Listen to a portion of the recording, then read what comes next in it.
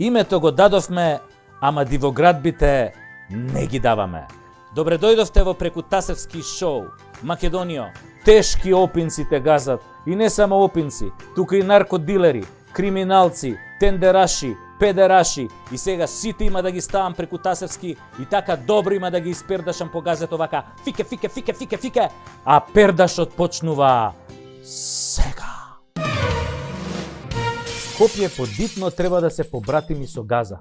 И во Скопје исто се пука ко таму. Тој дел преку мостот на Вардар можеме да го викаме Скопска Газа на галено. Во Скопска Газа пред некој ден пак запеа калашникови. Имаше и мртви, до душа излезе дека еден од унесреќените во престрелката да имал дебело досие во полиција, ама и тоа, туку имал и албум со сликички од високи функционери. Да ви кажам, ке ме зачудеше да не е сликан со нив. Денес е најтешко да најдеш голем наркодилер, криминалец или платен убиец, нели европски, кој се нема сликано со нашиве министри и со премиерот.